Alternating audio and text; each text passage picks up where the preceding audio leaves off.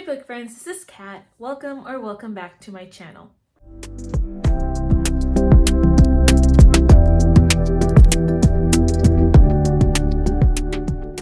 Today's video is my March wrap-up.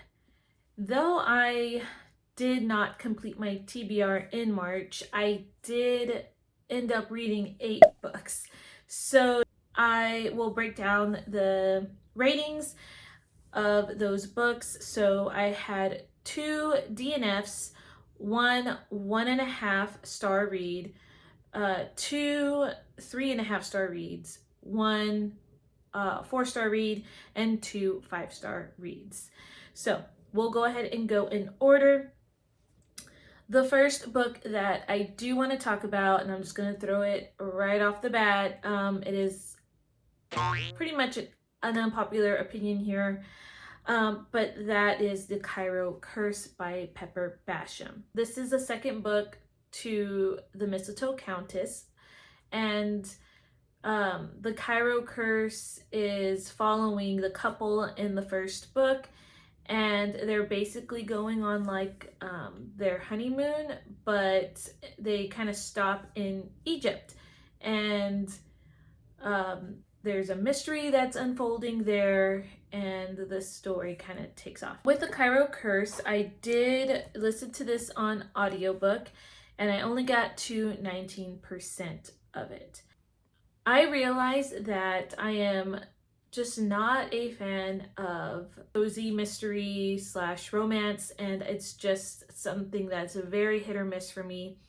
I did read the first book in the series, and I did give it a 4, but I'm wondering, because of how my reading tastes have changed, if I did reread it, where I would rate that, because it was a while ago since I've read the first book. But I did find the characters very naive, I guess, for the main girl character. I just something about it just irritated me from her. I didn't like that she was like overly sunshine person. I don't know, but I just found that the character was just a little irritating for me. I don't really like a lot when it talks about like the romance part, so I'm one of those who doesn't really care for the overly affectionate or descriptions of being overly affectionate, and I felt like this book was pretty heavy early on with it, so I just decided that since I wasn't enjoying it, that I wouldn't continue. And I also felt like it was just very slow going in the beginning as well. So unfortunately, it was just not for me. I don't think I will continue with Pepper Basham's books. I just don't think that she is an author for me in that respect. I am not going to give this a Christian fiction rating because I felt like I didn't give this book enough to be able to give it a rating. But I know that they might have mentioned God in there, but yeah, I'll just leave it at that. So sorry if that was a book that you particularly like. Okay, so the next DNF that I'm going to talk about is The London House. I'm on page 84 of this book. This is by Catherine Ray, and she's actually a second chance author for me as well. I remember reading The Austen Escape, and I ended up skimming the last 100 pages of that book. So yeah, I ended up not liking this book. This book essentially is about a woman. She meets up with an old friend from college, and he is actually writing a paper or doing some family history research over this particular family he's working with, and he finds a connection between that family and her family. What he finds from her family, he wants to write a story about, something like that. It was just a bit of a stretch for me, but she has questions of her own. And so on the synopsis, it does talk about her great aunt was known to have worked in this spy network, and she runs away with a German lover, and they're wondering where her loyalties lie. So that's the aunt, the great aunt. And so that's kind of the gist of the story. She's just trying to uncover the family history. And there was lots of talk of her family and basically the disconnect and other things within the family that were happening. I wrote there is a mysterious element to it, so I was intrigued in the beginning and I wanted to know what happens. But then as I got to know the characters more, again, I just felt annoyed with it. In chapter 8, the woman finds letters from her great aunt that were written to the woman's grandmother, and the great aunt basically talks about suggestive things in there and what relationship she ended up having. It was a fade to black relationship, but just the fact that she wrote to her sister about this and even leading up to certain things. It even said like the page was even torn out. So I wasn't really liking the great aunt's character. As the book goes on, like chapter 9 talks about the lobster dress, which I'm not really familiar with that, and I mean, I'm sure some of you might have been familiar with it because apparently it was very iconic, but they mentioned about this lobster dress and how it was just overly sexualized, like it was talking about how the dress was, and I just didn't know where the book was going to continue in, and I was getting bored up to this point because it felt like there was a lot of details, but yet we didn't really move in a certain direction. It was just a roller coaster of a book for me, because you would have maybe like nothing's happening and then you have 2 paragraphs before the chapter ends and then something happens. And then you're like, okay, let me try one more chapter. And then you start that chapter and the same thing. So I felt like it was just not going to be for me. Okay, the 1.5 star read was I Am a Brave Bridge, and this is by Sarah Hinlinky Wilson. And this book is part of my Travel Around the World series vlog that I'm doing. And I did vlog to this book, so if you're more curious about my thoughts about it, I would recommend watching that video. But in a nutshell, it was just, I just felt like it was too long for what it needed to be, and I just felt like some of the things put in there didn't really need to be put in there. So like the book could be fine without and it being shorter, and I think I would have still gotten the history and everything of Slovakia during the time that it became that country. So okay, my 3.5 star reads. The first one is a girl called Problem, that's also in the vlog of my Around the World series. And I did enjoy this middle grade book. It's about a girl who basically is named Problem in Swahili, and she wants to be a nurse, and so it's all about her village going to this other village to provide opportunities for the villagers and having the children to go into education. And so I liked it. My other 3.5 star read is In the Shadow of Croft Towers by Abigail Wilson. And this is a mystery. It's about a woman who goes to work in Croft Towers. Right before she gets there, you know, basically chapter 1, they get robbed off the highway by this highwayman, and then she gets to the towers and finds that he is there. And so the story continues from there. There's a lot of secrets, mysteries, and I did enjoy the book. I thought that the audio was pretty good, and I liked the mystery aspect. Towards like a little past the middle part of the book, I kind of figured out a little bit the mystery.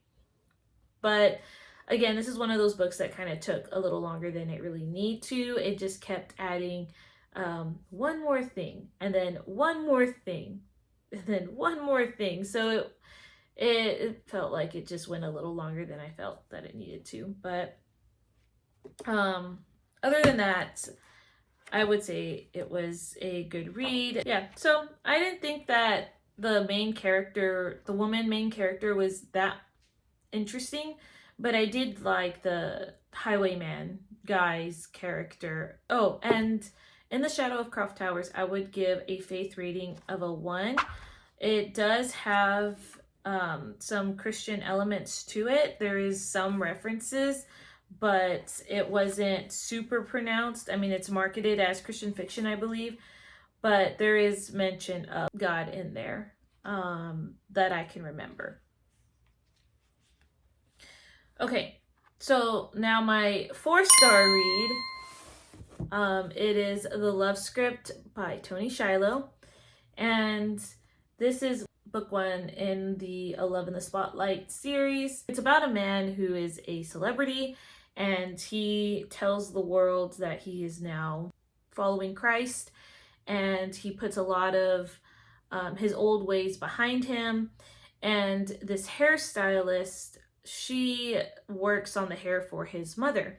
And then one day, as he was helping her leave the house, like being a gentleman, she trips and, he saves her. But basically, a paparazzi person takes a picture and boom, it goes viral. And people are wondering if he is taking advantage of this woman or not. So they're kind of questioning his faith at this point. So this is a fake dating book, and the story ensues from there.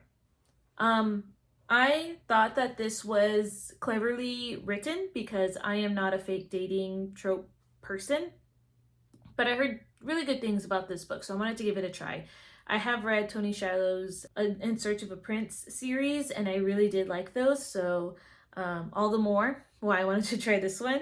And I thought the author did a good job adding the culture that social media kind of has right now, I guess. I thought it was very clever how she even put like the text messages in here between some characters, and it really does. I was very curious to see how she was going to make this Christian fiction. So I did give it a 3 for Christian fiction because it's really essential to the story, because the faith between, the faith with the Hollywood guy is very strong. And Nevaeh, she is even learning more so from this guy. Like, her character, that is. Like, her character grew up in a Christian home, but she kind of shows, like, those who've struggled with Christianity today in terms of, like, maybe some of the struggles that people might be going through, whether or not it's finding, for example, a church home that they feel they need to be connected with, or people need to look a certain way. And, that's something that she struggles with.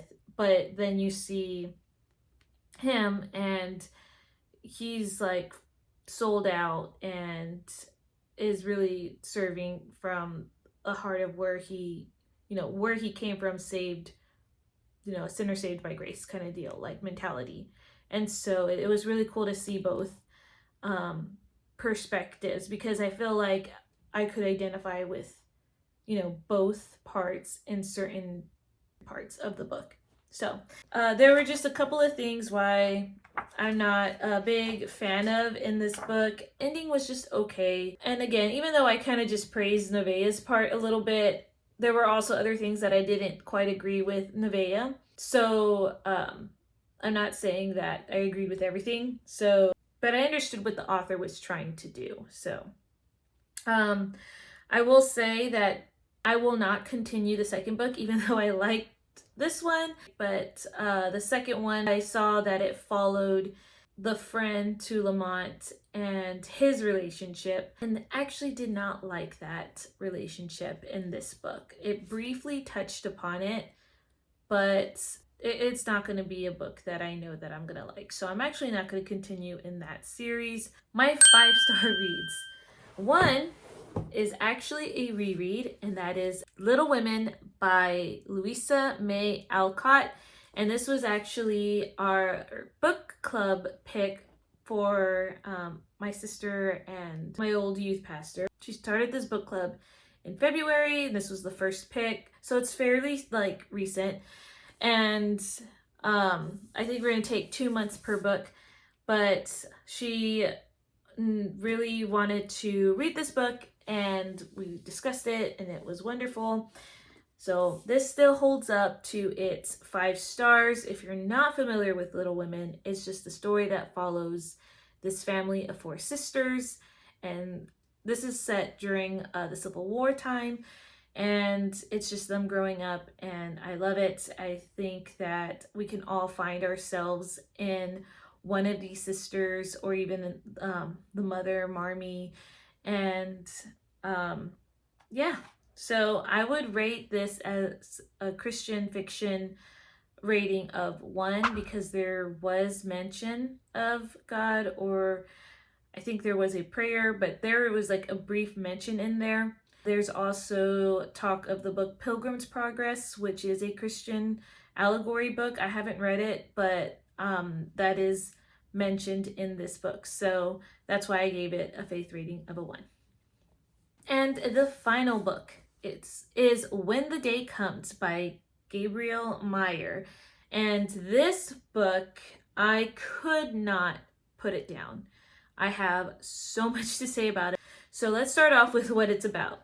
It's about a woman named Libby. She goes by Libby, and she is a time crosser.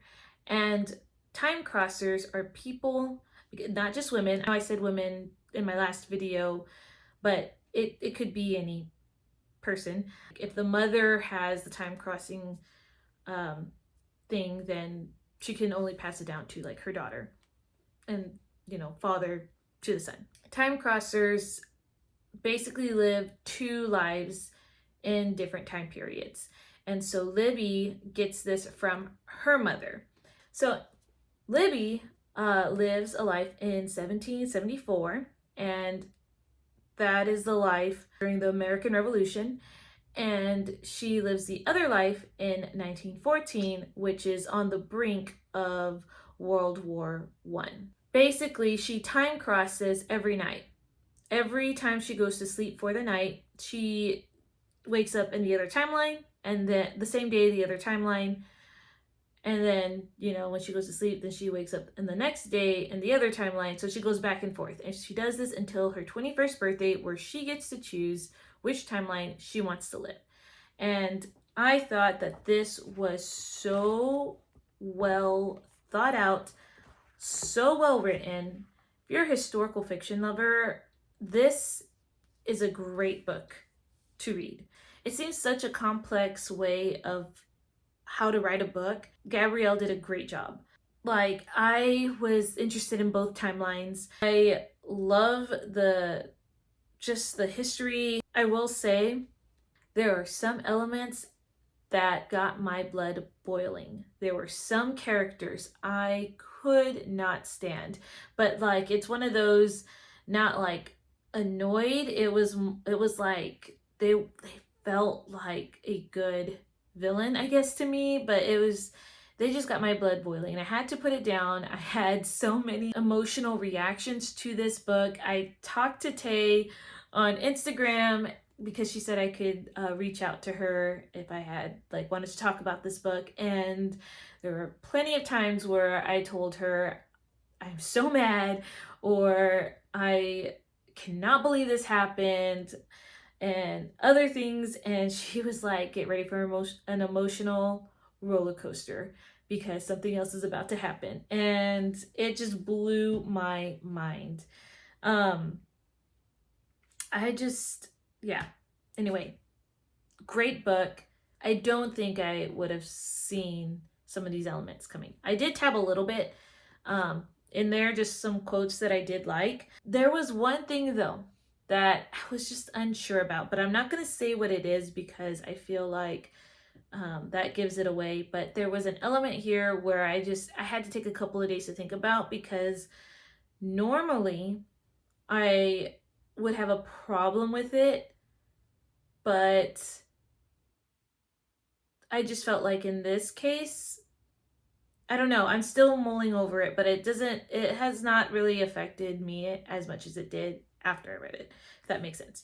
So if you read it, you might know, but if you want to talk more about it, I mean, I have an Instagram. I can try to link that back down below, and we can talk more about it. But yeah, it was certainly mind-blowing. My husband was in the other room as I was reading from where I was reading from, and he kind of laughed. He told me he laughed when he heard my outburst, and he's like, I have not heard you outburst like that from a book in such a long time. So that, if that was not an indicator that this had to be a 5-star book, it is. So in terms of Christian faith content, solid 3. Again, how is this? You wonder how a book like this would be a 3, but it is God's hand in things. So that's all I'm going to say. Please read it if you haven't. I'm very, very excited to get into the second one. Hopefully that'll be soon. So that is all I have to say, and I hope that you guys have some inspiration for your next reading. I hope you guys have a great rest of your day, and I will see you in another video. Bye.